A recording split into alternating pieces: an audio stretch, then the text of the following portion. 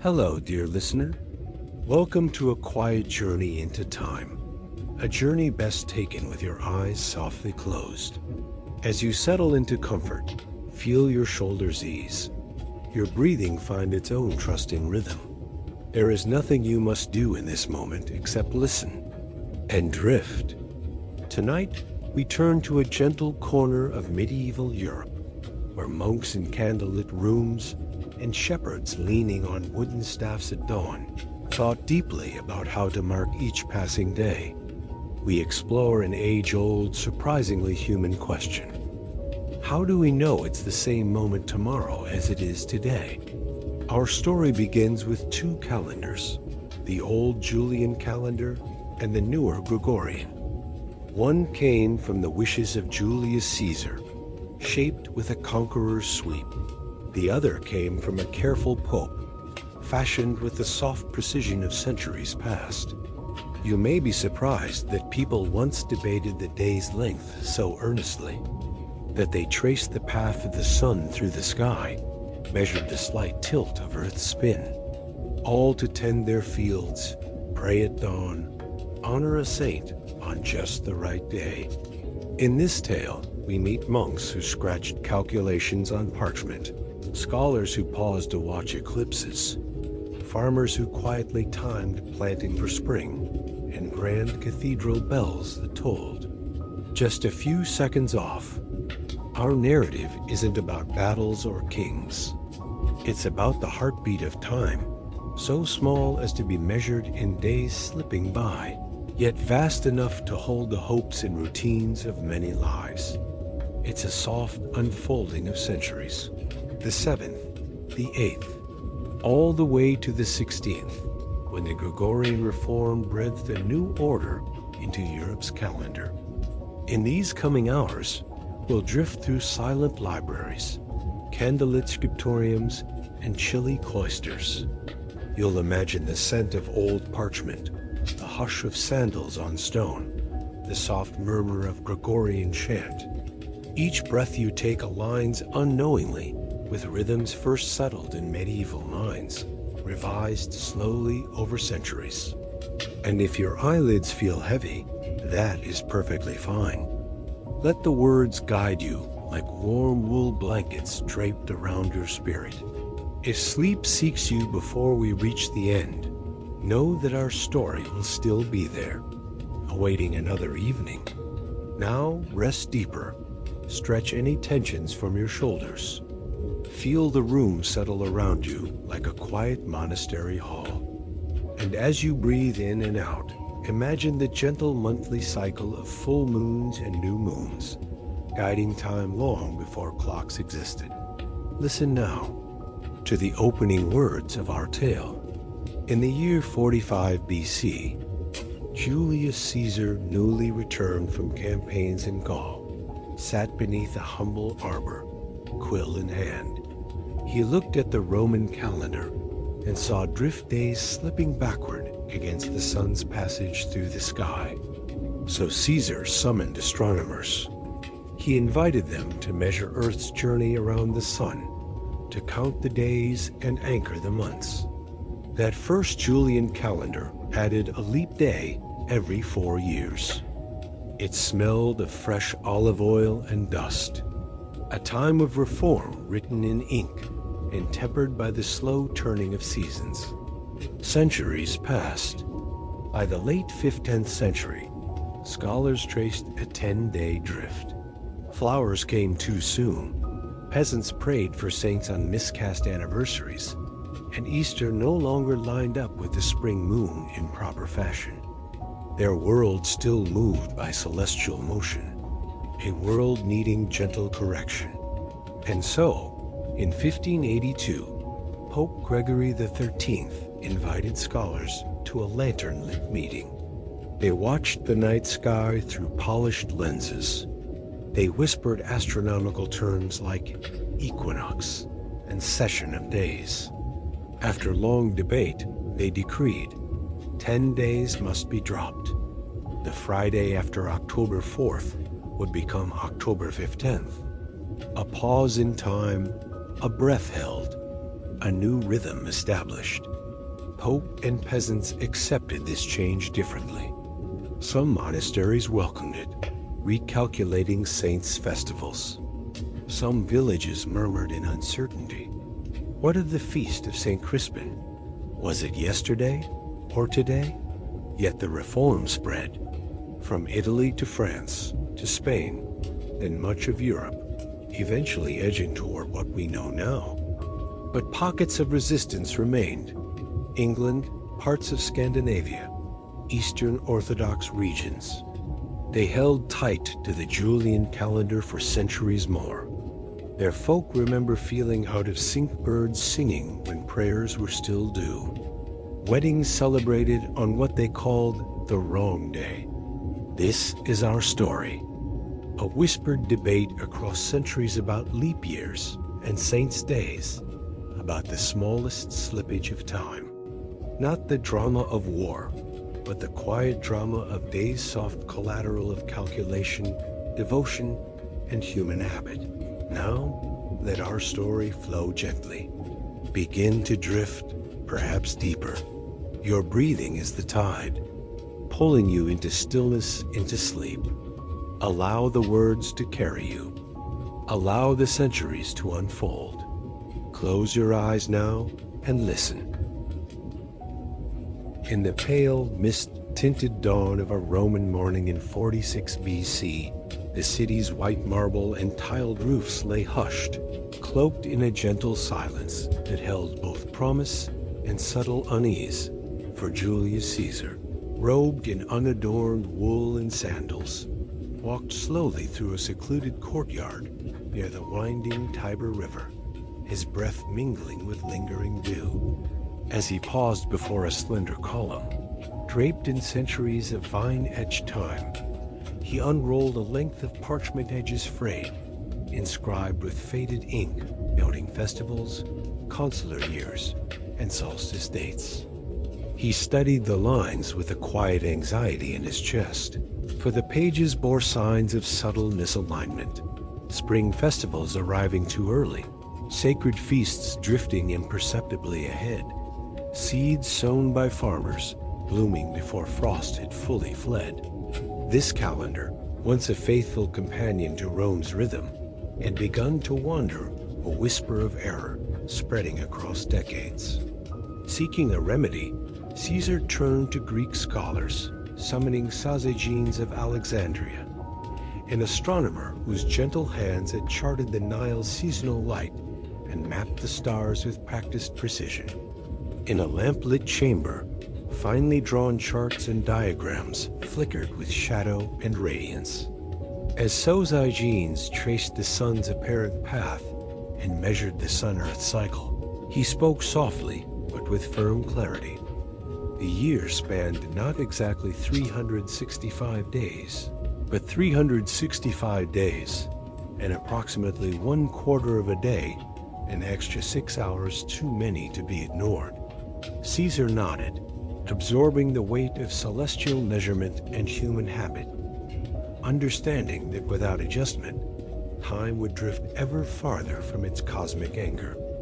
They designed a simple yet profound solution. Introduce a leap day every 4th year, to be placed at the end of February, an addition small enough to go unnoticed by many, but powerful enough to realign the calendar with Earth's steady orbit.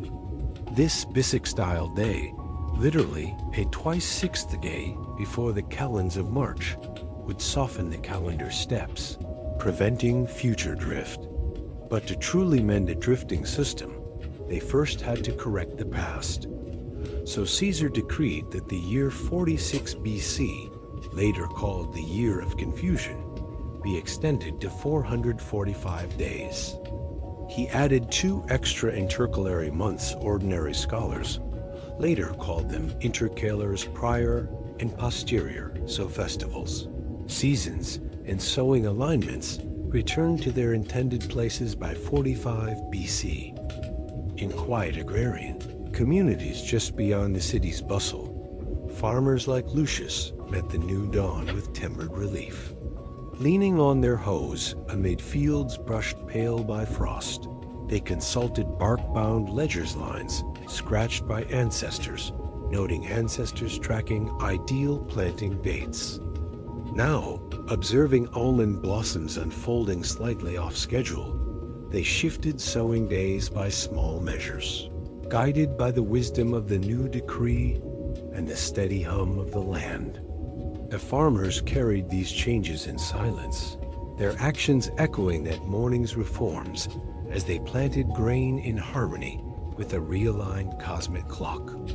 In a humble village church nearby, Aurelia, a gentle-voiced scribe, worked at a small oak desk beneath candle flame, tracing Saint's Feast, A's Saint Cecilia's Feast, once marking a particular verse of Lent, now subtly creeping through seasonal backdrop. With each quill stroke, her hand paused to smooth the crease of parchment, softening edges in hope of restored order. Each year she noted the drift Saint Cecilia, arriving under warmer skies than tradition intended. Yet now, with Caesar's adjustment, she dared to hope that these holy anniversaries would bloom anew in their rightful seasonal light. Back in Rome, the pontifice's priests entrusted with calendar care found themselves caught in a web of habit and politics. For decades, they had relied on a lunisolar system, inserting intercalary months at varying intervals, a practice vulnerable to influence. If a politician favored extending a term, the intercalary month, known as Mercedonius, might be added. If a rival held sway, it might be withheld. These manipulations, woven through magistrates' maneuvers, had spawned erratic leap cycles that fractured consistency. Caesar, as Pontifex Maximus, laid forth a transparent rule. Every fourth year, fixed and unbending a rule that would soon ripple across provinces and villas. Yet human error crept in, even in this new order. After Caesar's assassination, the pontifices miscounted, inserting the leap day every 3 years instead of 4 crisscrossing the intended pattern. Augustus, Caesar's heir, noticing the drift re-emerging, halted intercalations for over a decade, restoring the proper rhythm only by a D-date the calendar's heartbeat steadied, marking 3 365-day years and a 366-day year in calm succession. In lavish villas on the Palatine Hill, scholars and merchants welcomed this stability. Over wine-dark floors, guests studied wooden tablets and wax markings, comparing local civic calendars to the Julian standard. In Alexandria and Antioch, locals translated month and day relationships into conversion, tables hemerologia, to harmonize seasonal tasks across distant lands. The smooth chorus of seasons, once fractured, now resonated through provinces and seas. Yet the Julian calendar retained a subtle fault. It assumed a year length of exactly 365.25 days, rounding up from the actual tropical year of approximately 365.2422 days. This half-minute surplus, just 11 minutes and 14 seconds, seemed negligible. But over centuries, those minutes edged days apart. By the mid-1500s, the calendar had advanced by around 10 days against the actual seasons. Flowers bloomed ahead of their festivals. Vernal equinoxes no longer matched Easter. Monastic life became slightly untethered from celestial markers. In the first years after Reform, Romans noticed hardly a tremor. Sunrise followed sunset, festivals followed festivals. But long shadows teach patience. Protracted centuries of drift quietly disclosed the floating misalignment. A learned scholar would note how records placed the winter solstice on December 25th. Yet by Caesar's time, they already slid days forward. Some thought that alignment had been part of his design, but others said it emerged from slow calendar slippage. Now, Imagine the tactile hush of that Roman chamber. Quill tips scratching wax-sealed parchment, steady as footsteps on smooth marble. Candle smoke mingling with olive oil aroma. Sosagenes craning his neck to trace lines of the solar year. Caesar leaning lightly on a carved table, eyes tracing diagrams of Earth's path around the sun. Then the first breaths of realigned October no intercalary months, but one steady cadence. 365 days until the fourth year, when February would hum quietly to 29. The interwoven imagery continues in the villas. A mother lifting her child at dawn, noting that the calendar's morning sun lies where ancient fathers recorded. A shepherd scanning sky and field, knowing that sheep graze in softly timed grass. The coo of doves in olive orchards, marking time without interruption. The Julian reform did not roar. It sighed the gentle settling of Earth's seasonal rhythm into human life. If you listen, you can hear it too. The slow, soft ticking of centuries as they draw inward. Each year, a leaf falls and rises. Each 4 years, an extra day is breathed into February's end, barely noticed, yet deeply felt by Earth's path. This unfolding order makes room for saints' feasts and harvest festivals, drawing them back into alignment with light and season. Pause now, beloved listener. Let your breath echo the calendar's precision. Steady, soft, unhurried. Inhale as one ordinary year. Exhale as 3 more. Then, gently, let your mind rest on the arrival of a leap day, the whisper of February's extended hush. The Julian calendar, born in lamps and quills, now reverberated across centuries of stones and farms, temples and cloisters. It carried with it the hidden beauty of time gently aligned, the soft warmth of almond blossoms in April, the hush of a winter's eve timed to festival candles, the whispered prayers said at dawn on a reliably exact date. By letting this chapter lull you, we steady not just history, but your spirit. Invite your shoulders to sink, your thoughts to drift as petals on a slow stream. We have witnessed the germ of temporal order, a soft human gesture toward cosmic precision. And in the quiet of your room, as darkness becomes deeper, let your breath align. Let your heart settle. Let your mind rest on the gentle certainty of time, held steadily.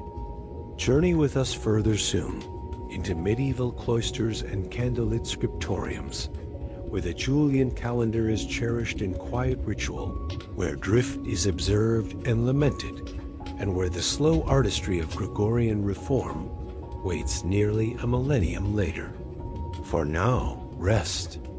In the hush of early medieval dawn, cloisters lay quiet and serene, their arching stone corridors still crowned with beads of dew, as generations of monks awoke in unhurried devotion to the day's rhythm. These communities, sprawling across Western Europe, kept alive not only the rhythms of prayer and labor, but also the steady heartbeat of the Julian calendar etched on parchment, inscribed with care, maintained by gentle repetition. Though Julius Caesar had introduced his calendar centuries earlier, it was within monastery walls that its true preservation and subtle drift were most felt, woven into the fabric of liturgical care and devotion. Picture a Benedictine abbey in the 9th century, its broad cloister garden brimming with the muted greens of vine and herb, and the hush of morning prayer drifting from the chapel. Scriptoriums glowed with the soft light of tallow candles. Monks with careful hands copied psalters, their quills dipping into dark ink that stained both words and souls. Here, in these quiet rooms of vellum and wax, the Julian calendar found a steadfast home. Feast days, saints' anniversaries, fasts, and agricultural markers, all marked upon calendars, painted with devotion. Every cell and schedule hinged upon its steady cadence. These monastic orders, the Benedictines, Cistercians, Augustinians, and many others that proliferated throughout the Middle Ages, lived their lives according to the liturgical hours. Each day divided into canonical sections: matins before the dawn, then lauds at sunrise, followed by prime, terce, sext, none, vespers at sunset, and compline before night. Every prayer ringed the hours, connecting earthly time to divine presence. But beneath these rhythms, another marking ran silently: the Julian calendar, with its leap years every fourth turn. It guided the ages, yet slipped ever so slightly off time with each century. By the 9th and 10th centuries, scholars had begun noticing the discrepancy. The Julian year, fixed at 365.25 days, exceeded the true tropical year by about 11 minutes and 14 seconds, roughly 3 days every 4 centuries. With divine patience, monks recorded eclipses and solstices. Tucked into marginalia, notes the precise moment of a summer sunset. In amphitheaters of stone, they watched the sun's angle shift year upon year, until its connection with calendar festivals loosened. Easter, meant to rest upon the vernal equinox, began to drift. For the faithful, this subtle delay clouded the season of resurrection. Within cloister walls, the liturgical calendar also carried the burden of feast days, some fixed, like Christmas or the day of St. John the Baptist. Others movable, tied to Easter. The date of Easter itself was calculated through computus, a precise method tracing lunar cycles within the Julian framework. Monks studied ancient Alexandrian tables, golden numbers, epochs, and solar cycles in manuscripts. Bede the Venerable, in the 7th and 8th centuries, extended this tradition, producing cycles that allowed churches across Europe to calculate Easter into the 7th century. His gentle calculations echoed yearly in the abbey's candlelit halls. Within monastic schedules, awareness of drift could be felt in whispers. Easter next year comes before the planting season. A few monks noted that in their lifetime, the spring equinox no longer fell on March 25th, as it should, but slipped earlier, March 21st and March 18th. Their observance was subtle. Uncertain readings of astronomical tables, careful bookmarks in copies of Ptolemy, marginalia like small breaths of doubt. An orderly scriptorium might have one page devoted to fasting schedules, another to feast commemorations. Each page bordered by delicate fine motifs, tiny leaves curling like silent prayers, benign art marking time itself. The calendar wheel of saints, when turned, seemed ever so slightly misaligned with emerging blossoms in abbey gardens.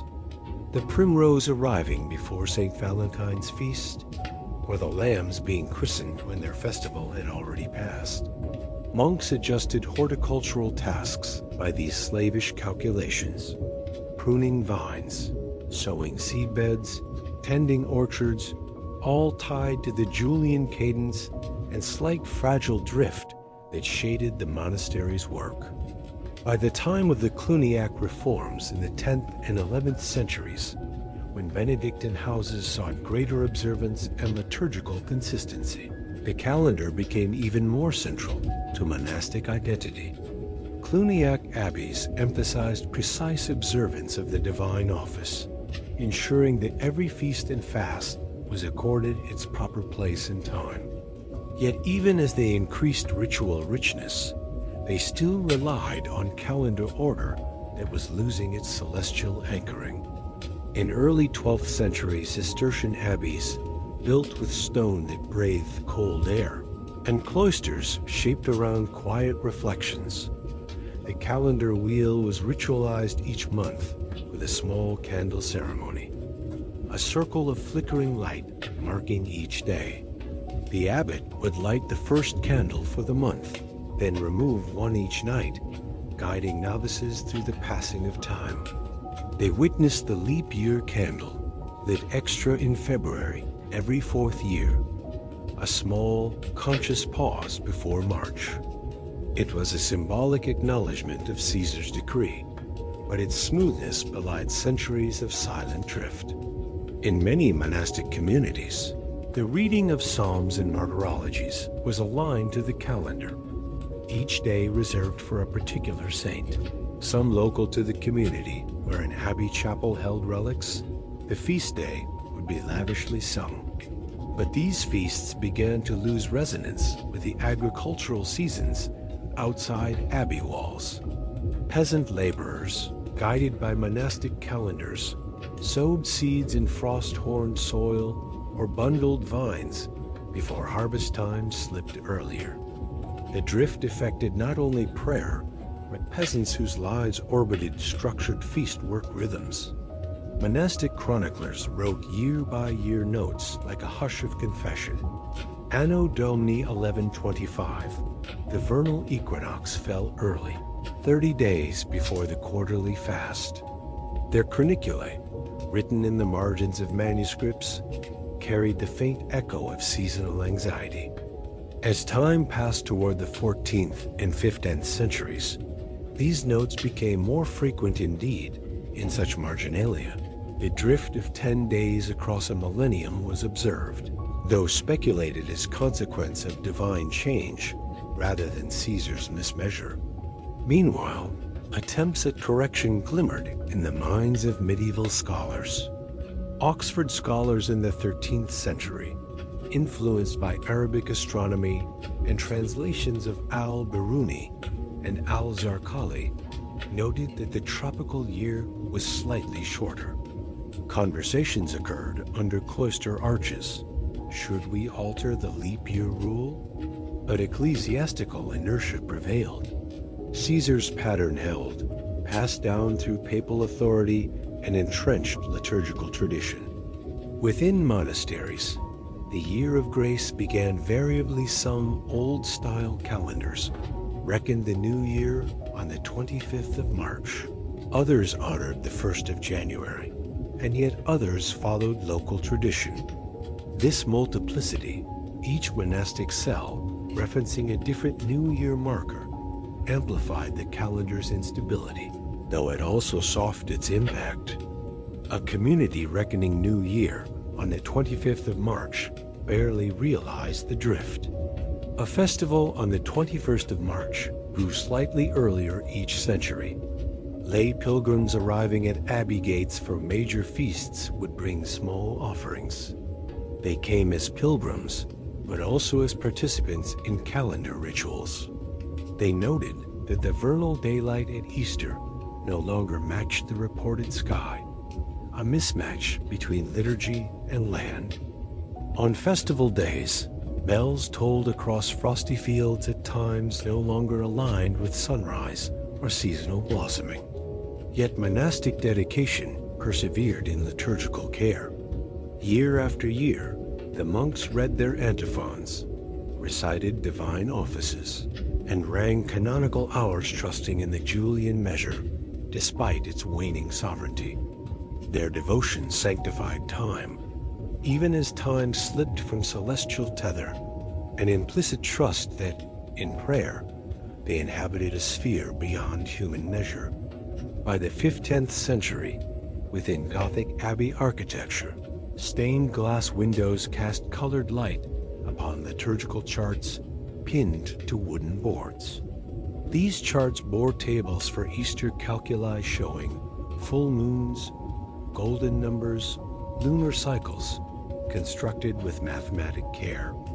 Monks consulted them in silence, checking the vernal equinox's date and its relationship to Easter, the first Sunday after the Paschal full moon, itself tethered to March 21st within Julian terms.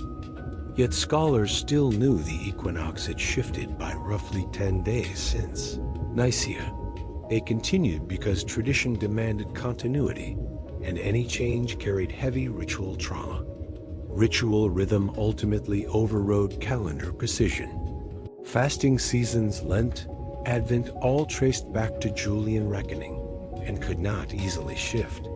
Novices learned the cycle by rote. 40 days of Lent before Easter, but Easter must follow the equinox. These learners witnessed the monastic world stubborn yet flexible, leaning into drift with prayer, not algorithm. In rural priories, away from the centers of learning, the effect rippled over commoners. Parish priests received dating instructions from abbeys. If Easter drifted earlier, so did First Communion, first harvest festivals, and local saint days. Over generations, villagers noticed the apples ripening too soon compared with recorded autumnal feasts, or ice-bound rivers during named festivals being warm to the touch. Farmers would whisper, "St. Martin's frost comes after his feast, not before." In some, the Julian calendar, preserved with love and discipline in medieval monasteries, embodied both timeless devotion and temporal fragility. Monks maintained its order through copying, chanting, calculating, and living. Yet their tables slipped silently, seasons begun in advance. Saints' feasts glowed out of step with Earth's cycles. Despite growing knowledge in scholastic circles, no reform came not until Rome's final calculus centuries later. And so these communities lived, trusting in tradition, even as their tradition undulated against nature's pulse. Allow yourself now to rest amid these ancient chants. Feel the weight of stone walls, the touch of inked vellum beneath a slow quill, the candle's flickering breath. Let your heartbeat align with the monk's slow rhythm of prayer and drift. Notice how your own breathing drifts gently. Each inhale and exhale an echo of the seasons, centuries of human care, matched to Earth's slow drift. We pause here, dear listener, within the cloister's hush. A world holds steady faith in pattern, even as pattern shifts. Let that paradox lull you deeper into calm. In the next chapter, we will follow the gentle tension of regional calendar conflicts, the slow divergence between Julian tradition and Gregorian reform. But for now, rest with us in night's hush and candlelit halls, where time lived in prayer, even as seasons quietly changed. In the dim light of a mist-shrouded morning in the late 16th century, the quiet cloisters of Europe found themselves caught between two ways of marking time. The steadfast Julian calendar, tested over centuries, and the newly decreed Gregorian calendar, born of papal authority and astronomical precision. After Pope Gregory XIII issued the papal bull Inter Gravissimus on the 24th of February 1582 to remedy the 10-day drift in the Julian system and adjust the leap year rules, removing leap days in most century years to better match the solar year, Catholic countries swiftly embraced the change. In Italy, Spain, Portugal, the Polish-Lithuanian Commonwealth, and the Papal States, Julian Thursday, the 4th of October 1582, was followed by Gregorian Friday, the 15th of October 1582, in a hushed but firm recalibration of time. In these regions, the papal decree carried gentle force. Monastic bell towers rang on dates recast to align more closely with the path of the sun, and the liturgy regained its spring equinox anchor. Candlelit scriptoria began copying calendars updated to Gregorian reckoning, and Gregorian chant resumed under softly revised feast day timing. But beyond the papal states, in realms shaped by different liturgical loyalties, resistance took root. Protestant lands, particularly England, hesitated, holding fast to the Julian calendar, suspicious of any papal reform as a creeping assertion of Catholic influence. For decades, English parishes and monasteries marked time as they always had, their abbots and bishops choosing tradition over papal edict. Scotland, under more pragmatic minds, adopted January 1st as the start of the new year in 1600, yet remained Julian in its day-to-day calendar. England, Ireland, and British colonies clung to Lady Day as the beginning of the year and resisted shifting feast days or loaning days from their lives. The result was a world of dual reckoning old style and new style, where Elizabethan plays, Shakespearean records might note two dates for the same event, where letters, legal documents, and diaries danced between calendars, where an English abbess might quietly note a saint's feast on a Julian date, even as Rome observed a Gregorian equivalent days ahead. Imagine an English abbey perched on a mist-veiled rolling hill, its cloistered gardens silent at dawn. Within, an old monk named Brother Edmund sits at a sturdy oak table, quill in hand, charting the feast of St. Swithin. He consults both ink-stained tables, one Julian, one Gregorian, watching with careful eyes as the saint's day drifts further from midsummer solstice.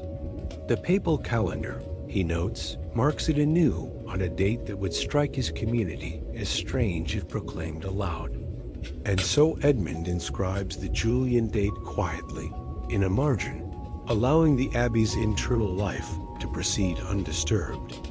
Feasts observed on crop-ripened days, prayers aligned with light in the bell tower. Outside, fields are grazed and harvest taken by candlelight on dates that feel familiar. The Gregorian dates could wait Rome's decree, barely brushing the monastic scriptorium. Edmund knows that in his lifetime, the Gregorian calendar remains distant, lingering at the edges of whispers. He charts the Julian rhythm, unbothered by days that no one's ever come to claim. Meanwhile, just across the channel, a monastery in the Papal States resets its schedule. The abbot enters the refectory at the new Gregorian feast of St. Swithin, nodding at canons who greet him on the recalibrated date. They read their psalms, recite their offices, and harvest olives, all in a rhythm realigned to the sun and spring equinox. They carry groves of time into gardens and fields, trusting in documents and papal bulls. In the scriptorium, novices copy the Gregorian calendar, marking Easter's new date with clean clarity, knowing it will now align accurately with the vernal moon. The contrast between the two worlds becomes more apparent in letters exchanged, trade contracts negotiated, and pilgrim itineraries drafted. A scholar writing from France to England might address his correspondent with two dates, the 22nd of October, the 12th of October, indicating both calendars a courtesy, a necessity. Over several decades, the patchwork pattern of adoption grows more intricate. Protestant German states begin to grudgingly adopt the Gregorian methods for calculating Easter, guided by astronomers like Johannes Kepler, even as they resist acknowledging papal authority. Conflict arises in places like Riga, where the Protestant burghers burned Catholic altars in protest when a regional ruler attempted to impose the Gregorian calendar in the 1580s. Birds no longer knew when to sing, wrote one observer, and wives could not say exactly when to bake their loaves. The Gregorian shift became, to some ears, a disruption of the natural order, a meddling with rhythms older than politics or empire. Back in England, despite whispers and academic arguments, the Church of England seeing the papal bull as a Catholic trick, the calendar remained obstinate. Efforts to harmonize came piecemeal. The English Parliament drew up the Calendar Act in 1750, carefully avoiding reference to the Pope, instead citing astronomical precision and civic clarity. The act decreed that the 2nd of September 1752 would be followed by the 14th of September, dropping 11 days, and that the new year would begin on the 1st of January rather than Lady Day. Angry tales of "Give us back our 11 days" stormed newspapers and taverns, though historians now believe such protests were greatly exaggerated. Nonetheless, the social vibration was real. Rents, wages, leases, all tethered to old due dates, needed adjustment. Noble families grumbled while accountants recalibrated the year. Within English monasteries, the change was subtler, slower. Monks who had marked feasts in the old style simply continued their rituals unaware of the civil shift outside their walls. Their breviaries lay open to the changing date. They pruned their orchards and tended their vineyards on time as the Gregorian system bled into local practice. But the tension remained. Civil and ecclesiastical calendars diverged briefly before convergence, a temporal echo of religious difference. Even as England shifted in 1752, other regions remained decades behind. Sweden's complicated experiment, beginning in 1700 with gradual removal of leap days, then repeal in 1712 with a rare 30. February ended only in 1753 when Sweden adopted the Gregorian system. Russia waited until 1918, days as late as the 31st of January Julian, becoming the 14th of February Gregorian. Orthodox churches to this day use the Julian calendar for ecclesiastical feasts, creating a diverging Holy Week from the Gregorian observing world. Through centuries, the conflict between calendars is not a story of armies or wars, but of quiet persistence. Abbots charting Julian days, farmers marking planting dates, priests resisting change, scholars weighing astronomical tables, and governments legislating date shifts. The Gregorian bull carried authority in papal lands, but in England, it carried suspicion. Its correction of time was seen as a Catholic encroachment. Yet time, benign and impartial, marched on, and eventually civil life harmonized. Again, rent days matched harvest, feast days matched sky, and markets resumed their silent order. Tonight, dear listener, let your breath find the slow oscillation of Julian and Gregorian years. Inhale across 11 slipping days, exhale into an 11-day correction. Let your thoughts drift between calendars as monks once did, balancing traditions, seasons, and celestial signs. Let the soft tension between regions settle inside you, like gentle waves finding a tranquil pond. In this peaceful moment, we invite you to conclude Chapter 3 and imagine the English abbey cloister, cloaked in candlelight, recording dates in old style, the hum of Gregorian chant drifting from across the sea, unseen but felt. Let your breathing match the quiet crossing of calendars, the soft uncertainty and eventual convergence. And if sleep calls, know that you have walked through centuries of calendrical conflict, resting now between two systems that shaped our days. Under the hush of nighttime in the Vatican, imagine a gentle stillness filling the ornate halls of the Apostolic Palace. It is the year 1582. Oil lamps flicker in the dim corridors of the newly completed Gregorian Tower, and in a nearby chamber, scholars gather beneath the warm glow. Their whispered voices echo softly across polished marble and velvet tapestries. Above them, in the Tower of the Winds, astronomers peer through narrow windows at a high meridian line set into the floor, illuminated by a single celestial shaft of moonlight slipping across stone. This night is unlike any other. It is the opening of a subtle revolution in time itself. Initiated by Pope Gregory, The 13th, a measured correction, meant not to fight, but to softly realign humanity with the sun's steady rhythms.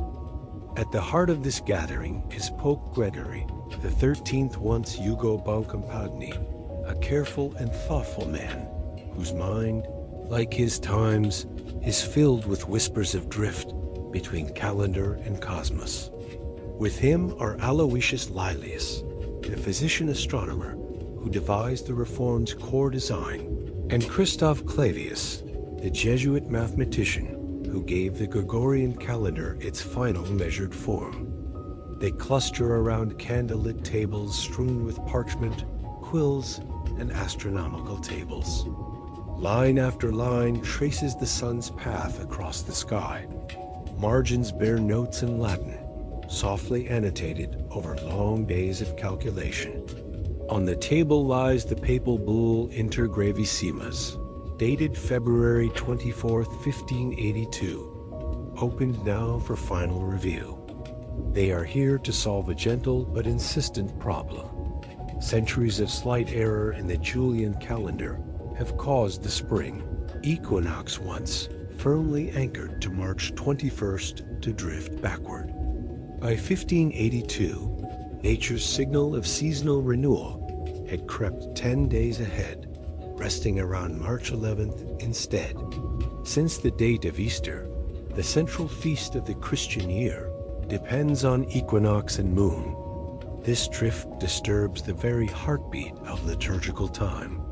As the first lamp flickers low, Clavius murmurs, "The excess leap days introduced over 13 centuries amount to roughly 3 days every 400 years, shifting our solstices and equinoxes." Each word resonates softly in the vaulted chamber, drawing slow breaths from each listener. Lilius, pointing to a diagram, corrects, "We shall omit 3 leap years every 4 centuries years, divisible by 100, but not by 400. So 1600 remains leap. 170018, 1900 are common. 2000 is leap again. This restores the calendar's average year length to 365.2425 days, almost perfect. Aloysius's handwriting is precise and calm on parchment. Candlelight pools around each curve of inked letter and mathematical notation. The room feels suspended in time, as if the world outside is holding its breath. Historians note the beauty of this moment, that astronomers, theologians, and civil authorities came together united not in fervent rebellion, but in collective care for humanity's synchrony with nature. Their second task is to realign the calendar by skipping 10 days that autumn. The papal bull stipulates, Thursday, October 4th, 1582, will be followed by Friday, October 15th, not the 5th. These 10 days are not lost, but quietly excised so that March 21st will again stand at the true equinox. The bull further mandates that contracts, rents, and holy days must adjust accordingly, shifting 10 days later in the civil reckoning. Later that evening, in villas across Italy, candle flames extinguish and sleep settles. But in the Vatican, scholars remain, calculating how to insert the new rules gracefully into the seasons. They debate which years divisible by 100 should pause and which should continue. They cross-reference lunar tables to ensure Easter's full moon remains synchronized. Each flaw, each fraction of a minute off, matters when echoed across centuries. Out on cobbled Roman streets, matrons sweep hearths. Children laugh and toss oil lights in the breeze, and bells toll in a wild, ancient harmony. Few imagine that, soon, their dates will shift. Yet in learned chambers, new astronomy has begun to shape everyday life. The Vatican Observatory, rooted in the Tower of the Winds, offers measured certainty. A meridian line, etched by Ignazio Danti, bears witness to the sun's noontime position across seasons. Readings show the sun's image slipping is predicted, confirming the urgency of reform. The Church's carefully placed sundial offers quiet assurance that celestial order aligns with earthly days. In the hush of those nights, Laelius and Clavius sharpened quills and parsed tables, some drafted slowly, others refined with essential tweaks. They ensure that the new calendar, once set in motion, will last. The century rule, alongside the leap year reduction, will correct long-term drift.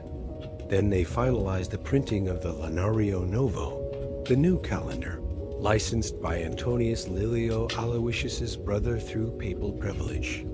Within weeks, Papal States, Habsburg lands, Spain, Poland, and Portugal would enforce October's Vanishing Act. By spring, villagers in Toledo and Crackle will notice that St. Catherine's feast now blooms in proper spring brightness. Farmers will sow grain on reliably timed mornings. Monks in quiet cloisters will chant vespers on precisely the designated liturgical days. The shift feels at once enormous and barely felt, as if time itself has smoothed a wrinkle and then carried on. The text of Inter Gravissimas outlines the need to restore the Council of Nicaea's 325 equinox, March 21st, to correct the date of Easter, to adjust lunar tables, and to remove October 5th to 14th from reckoning. It prescribes the leap year exceptions and the Church's authority in mandating adoption, with explicit penalties for non-compliance. In that moment, the Catholic Church blends celestial calculation and pastoral care. The scientists ensure accuracy. The Church ensures adoption. Civil rulers ensure implementation. Overnight, days vanish, but life continues. Parish finances are adjusted. Laborers set new weekly labor patterns. Weddings are postponed by 10 days. Rumors drift that some villagers think their lives shortened, or that saints' days are betrayed, while landowners must recalculate rent.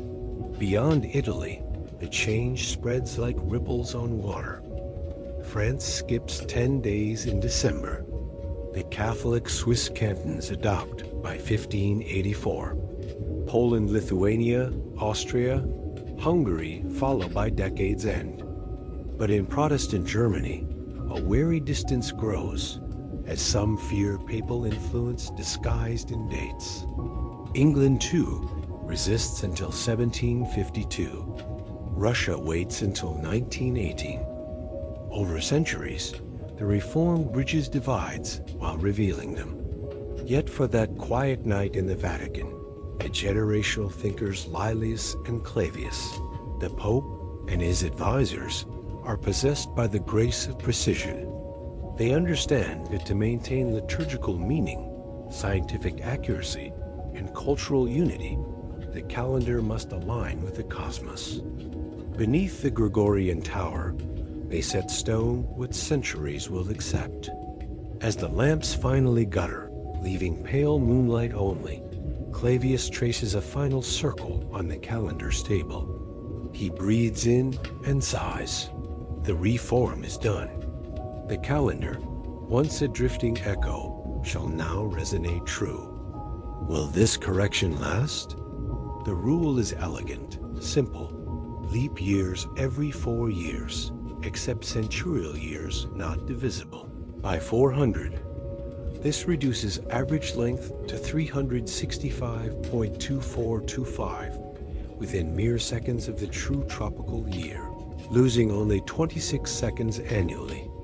One more day will not shift until the year 4909, a pause for future generations. Now, dear listener, let your breath steady like the calendar's rhythm. Inhale for one ordinary year. Hold softly at the century pause. Exhale with the 400-year restoration. Let your pulse align with the gentle precision set nearly 5 centuries ago. In the coming chapters, we will follow how this newfound order traveled beyond Vatican walls, to cloisters and courts, to farmers and scholars, to islands and continents. Tonight, we rest in this chamber of soft calculation, this birthplace of modern time. So close your eyes, let the candlelight dim in your mind. Feel how 10 days quietly fade, but seasons remain sure. Feel how centuries whisper their gentle agreement. Carry this peace with you as we prepare for the next chapter of medieval timekeeping's slow, unfolding journey. After the Gregorian reform of 1582, the world's rhythm softened anew as calendars realigned with Earth's seasons. Yet the transition stirred subtle echoes in daily life, especially in villages, where the pace of prayer and planting depended more on church bells than bureaucratic edicts. Long after Rome's papal decree dropped 10 days from October and restored the vernal equinox to its rightful place beneath spring skies, villagers awoke to discover that All Hallows Eve, St. Hallows Day, no longer nestled before All Saints' Day, as they remembered. For generations, Halloween had been observed on the evening of October 31st, a twilight of lanterns and prayers.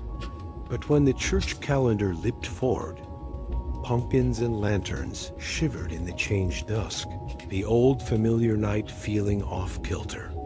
Small children tugged at mothers' skirts, wondering why familiar songs felt as though they were being sung under a different moon. It was never shouted or declared in grand proclamations. It was a quiet disorientation, a gentle confusion folding itself into heart-side whispers. Is tonight the eve still, or did we lose a day? These murmurings, unsung in great chronicles, were quietly woven through festivals, prayers, and the very soil of the fields. Among peasant communities, prayer and planting were entwined with saints' days and gospel seasons. In Scandinavia's Uppsala region, for example, late medieval villagers in Sweden reflected a rhythm of devotion tied to the month St. Eric's feast in May, pulling them into prayer, harvest feasts anchoring them toward autumn. Scholars have shown that peasant piety, though not documented in their own hand, can be glimpsed through church records noting their murmured prayers and seasonal observances, shaped by saints believed to offer protection and blessings to their crops and families. When calendar dates shifted, so too did their devotional geography. The peasants planted on St. Agnes Day, expecting spring's whisper, but found fields misaligned by the Eurocentric reform. Harvest festivals crept toward autumn's chill before they knew it. In England, Scotland, and Ireland, Halloween straddled the thin world of the living and the dead, and its shifting calendar unsettled the doorways of tradition. Some parishes opted to maintain the old date by candlelight ceremony lighting lanterns on the eve of November 10th to recenter the festival in its accustomed glow. Others embraced the new date, and soon farmhands found themselves off work for the feast a day earlier than their fathers. Similarly, church bells tolled saints' feasts out of step, and the peals no longer aligned with villagers' memories of their yearly labors. It was a quiet ripple of change, felt more than seen. While Latin Rite Europe drifted toward Gregorian uniformity, the Orthodox East held firm to the Julian calendar for centuries. The Orthodox Church preserved its ancient liturgical rhythm, observing Christmas on December 25th Julian until 1923, a date that fell on January 7th Gregorian, creating a 13-day gap. In rural Greece, Russia, Serbia, and Georgia, villagers lit candles on that old Christmas Eve when snow lay low on wooden roofs, while their neighbors in Latin Rite lands had already swept their hearths clean after the season. The Gregorian let day added or skipped, according to Roman rule, did not align with Eastern observance. And so Corson's church bells continued to chime a rhythm offset from harvest markets and civic proclamations. That offset, though small, anchored a distinct social and spiritual identity. The Byzantine or Old Style calendar, as used in these Orthodox lands, also began its year on September 1st, Julian falling 13 days after the Gregorian New Year celebrated on January 1st. In villages, crop calendars, ecclesiastical directives, and folk rites remained based on these dates, minting a quiet duality within shared landscapes. A peasant in Bulgaria planted potatoes on September 15th, according to the Julian cycle, watching the moonlight through frost-laden fabric, while a governmental census in Sofia counted from the Gregorian September 28th. The natural world paid no heed to these conventions. Frost arrived when the frost would. Birds migrated in accord with dark and light, not with decreed dates, yet villagers relied on saints, days and fixed feasts as celestial coordinates in their rural world. In 1923, after long deliberation, the Ecumenical Patriarchate and several autocephalous Orthodox churches introduced the revised Julian calendar design to align with the Gregorian until the year 2800, while retaining a connection to their ecclesiastical past. Still, many churches clung to the old system: Russia, Serbia, Georgia, Jerusalem, so the calendar divide deepened.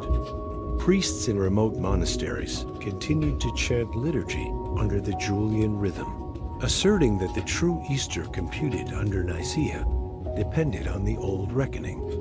Outside, congregations saw hanging autumn leaves on November 14th Gregorian while observing All Saints' Day in their riverside chapels, lit by worn icons experienced anew each year in the soft glow of candlelight.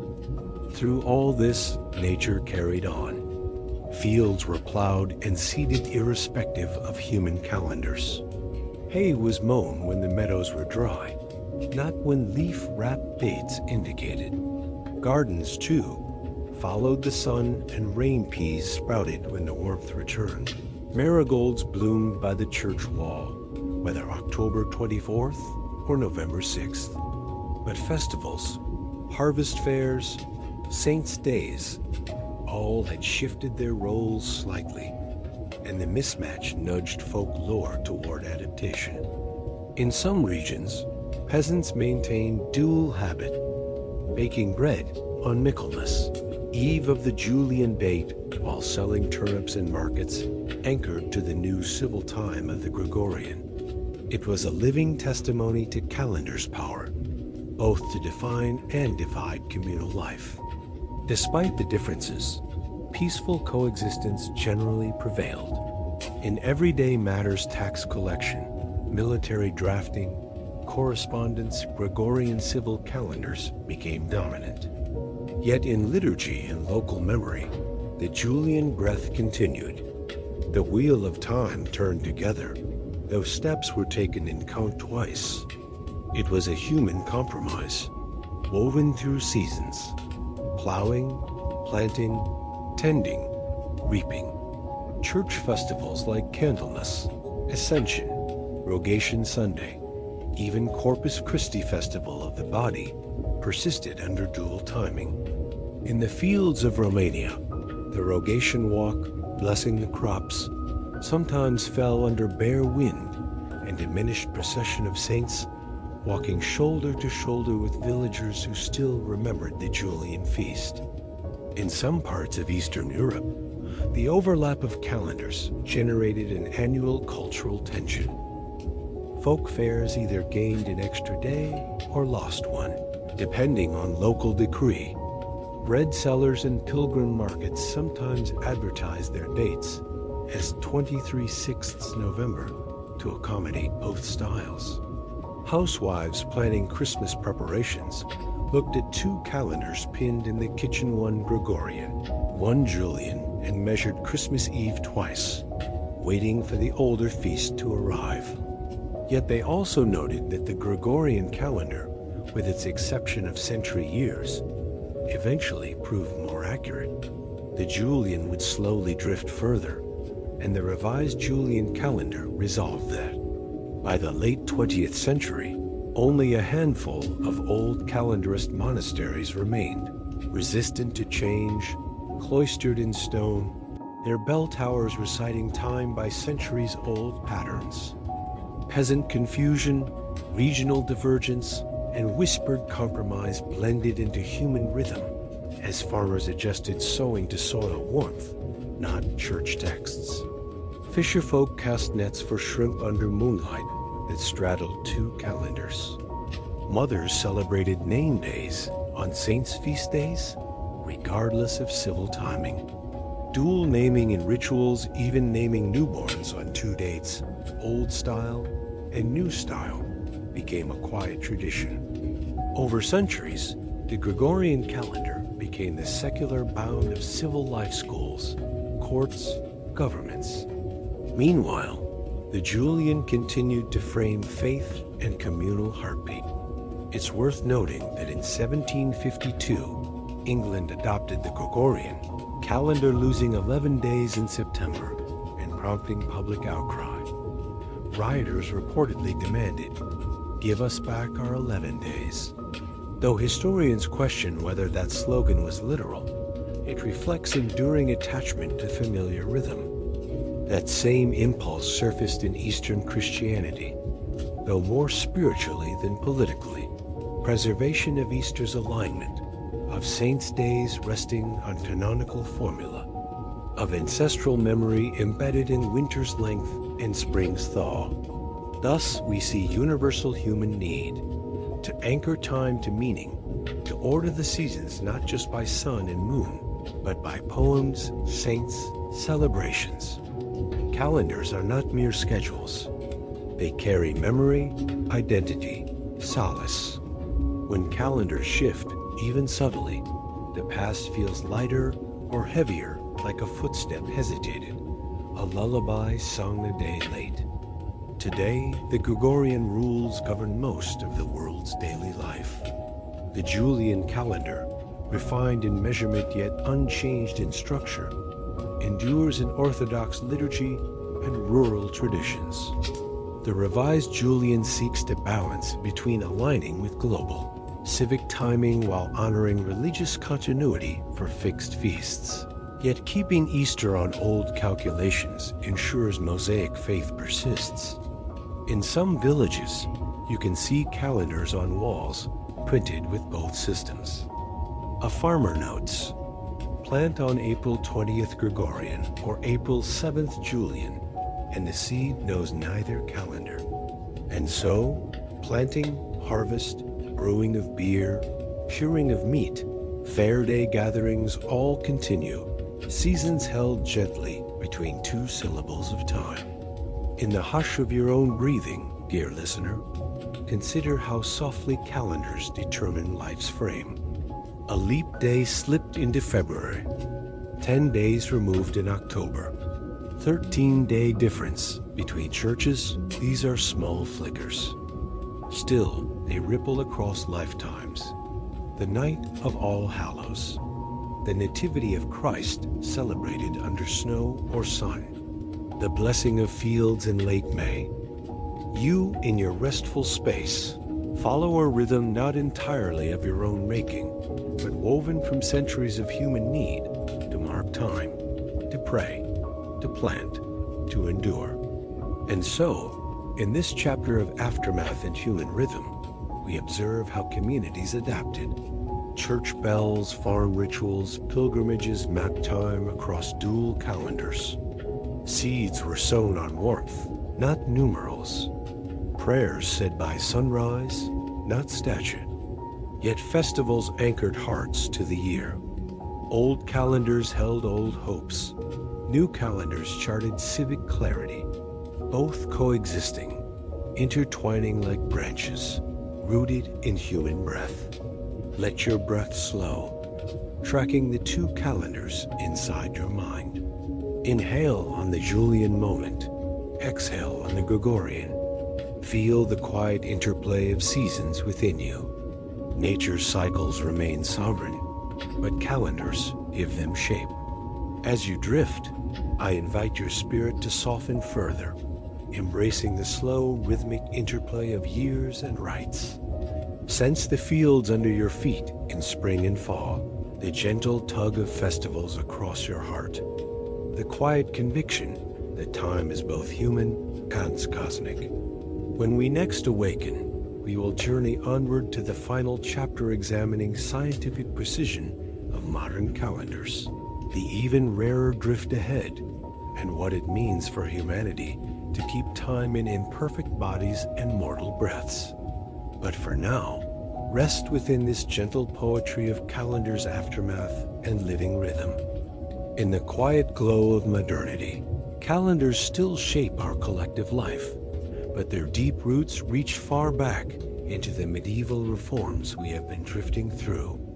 Though most of the world now marks time by the Gregorian calendar, first introduced in 1582, its careful precision whispers echoes of those early adjustments, honed by generations of scholars and stewards of time.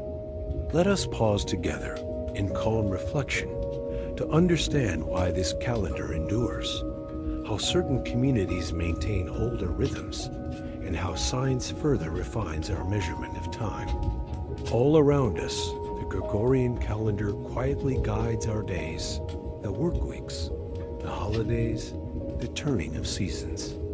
It aligns almost seamlessly with the Earth's solar cycle, with a remarkable average year length of 365.2425 days, nearly identical to the true tropical year of approximately 365.2422 days.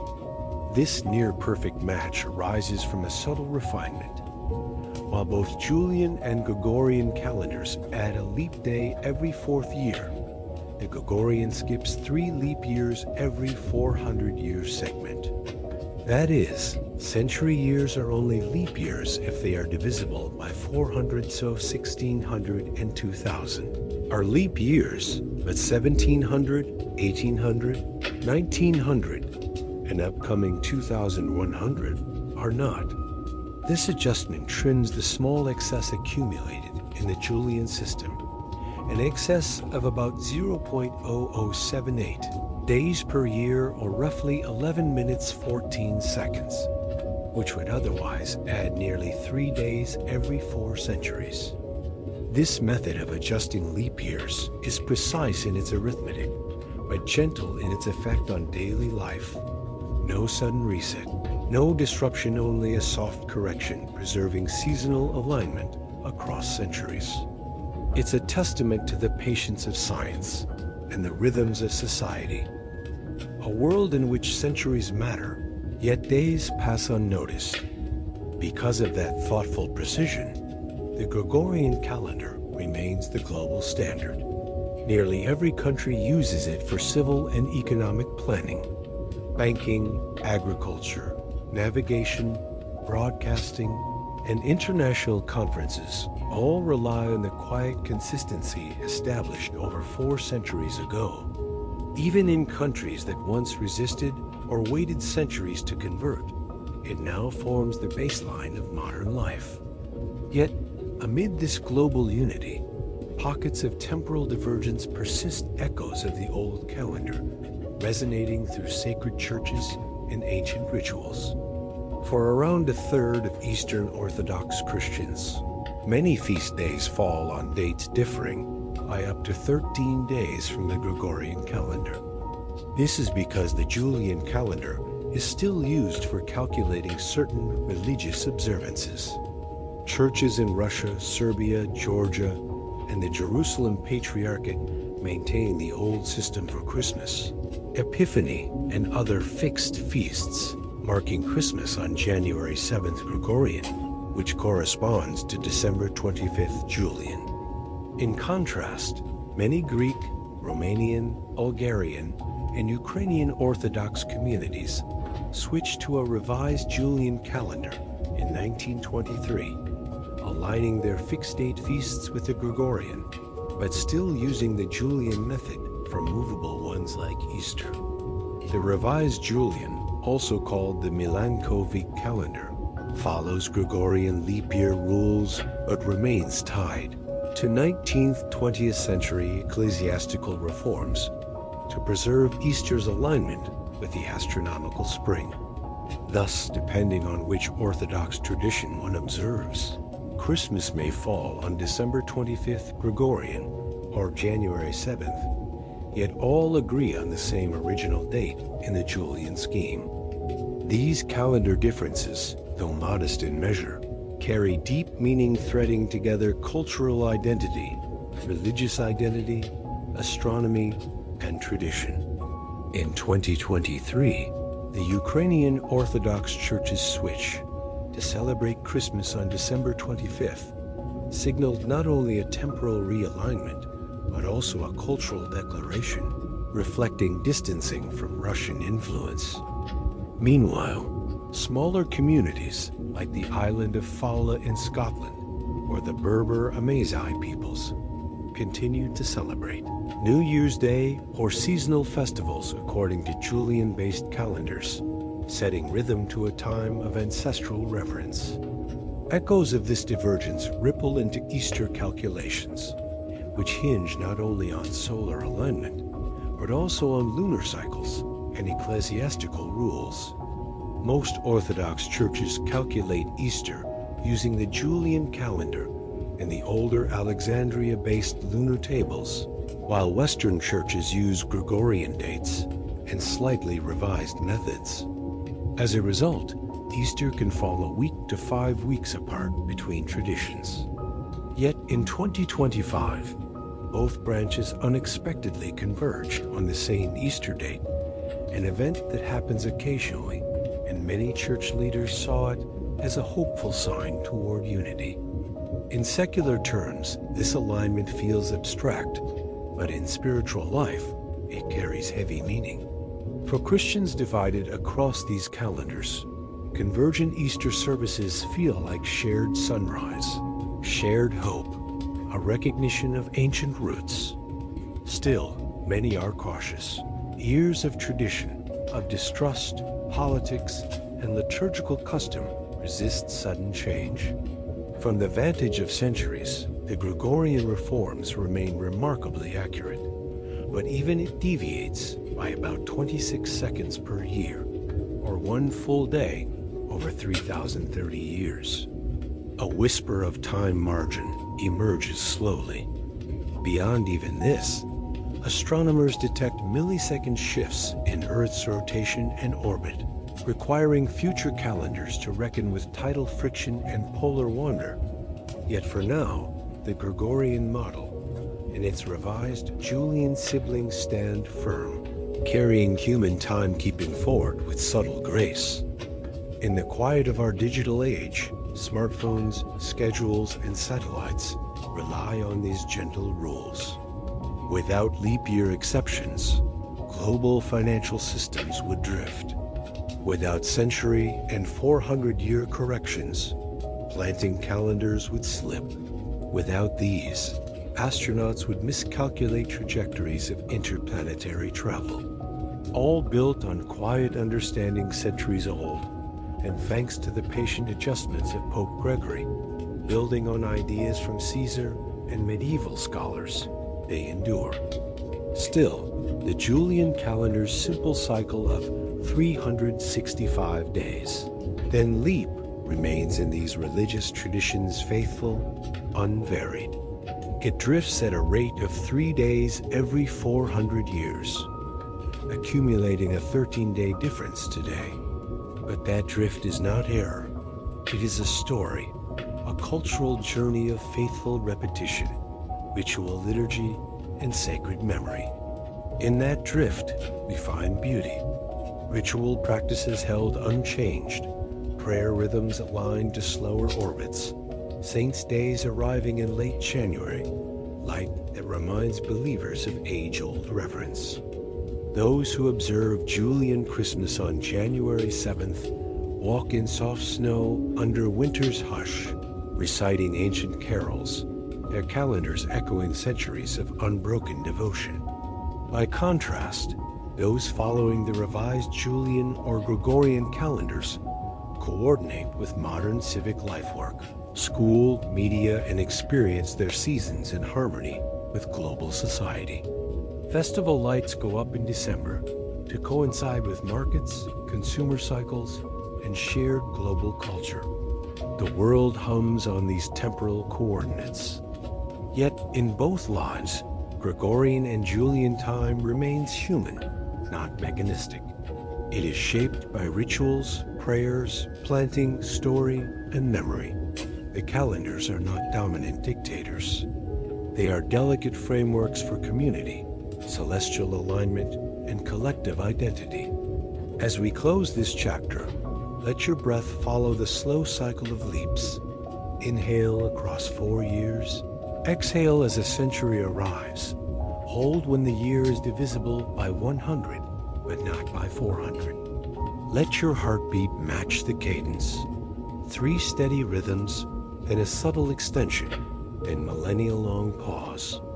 Feel the inclusivity of this quiet cosmic dance, the collective breath of humanity acknowledging Earth's slow pirouette. In your restful space tonight, imagine these calendars as companions. The Gregorian, a quiet timekeeper whose long-lived precision anchors global life. The Julian, a cultural custodian preserving memory, faith, and ritual in a subtly shifting frame. Think how 2 systems, each nearly identical, yet divergent, coexist with grace and purpose. Let your mind drift back through chapters. First to Caesar's courtyard, then to cloistered monks, candlelit debates, rural fields, church bells, each imprinting this history in dust and parchment. Now, feel how that lineage extends to your modern wristwatch, your phone's date display, the church service you might attend, or the seasons you observe in your garden.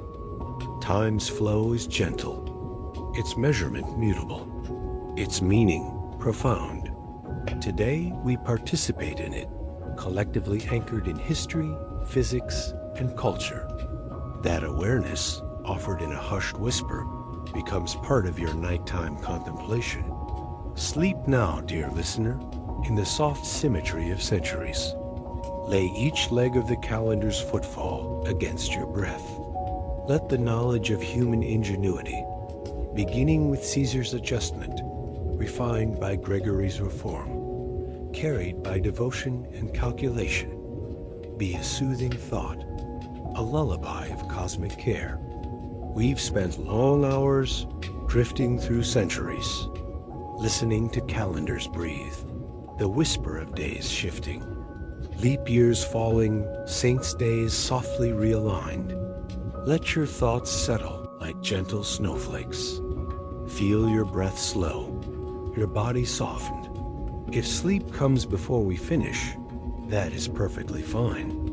Your mind, too, participates in this slow medieval dance of time.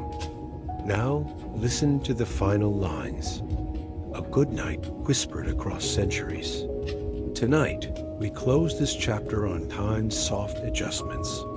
We imagine monks extinguishing candles, villagers laying down hearth fires, the world resting. As clocks and calendars gently pause, may your rest be peaceful. May your dreams drift like cathedral ashes on a breeze. May your sleep be deep and restorative. Good night, dear listener. Time itself is on your side. Close your eyes and rest.